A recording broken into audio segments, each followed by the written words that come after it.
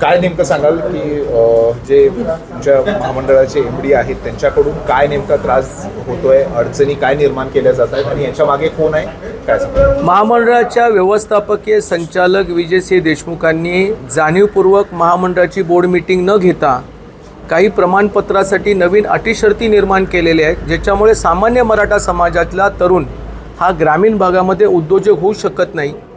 जिल्ह्यामध्ये कुठल्याही प्रकारे किती लाभार्थी असले पाहिजेत हा काही निश्चित झालेला आकडा नसतानाही काही मराठा समाजाच्या तरुणांना LY प्रमाणपत्र नाकारण्यात आलेले आहेत।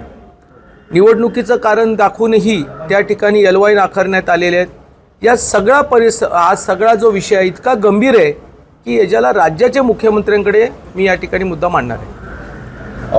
नेमकं काय होतंय, काय केलं जातंय, म्हणजे कोण आहे या मागे, एमडीच्या मागे असेल असं तुम्हाला वाटतं? वारंवार राष्ट्रवादी काँग्रेस पक्षाचे मंत्री छगन भुजबळ मराठा समाजाच्या द्वेषी आहेत।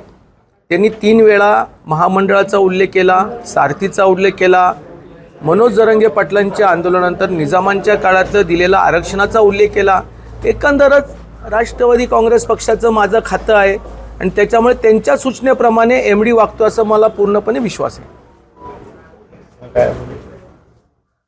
मुख्यमंत्र्यांची भेट घेणार आहात आणि नेमकं काय याबाबत तुमची सविस्तर कधी चर्चा होऊ शकते आणि काय? निवडणुकीच्या निमित्ताने मुख्यमंत्री व्यस्त होते। काल माझ्याशी फोनवरती चर्चा झाली, त्यांना मी विनंती केलेली आहे की सोमवारी मला वेळ देण्यात यावी।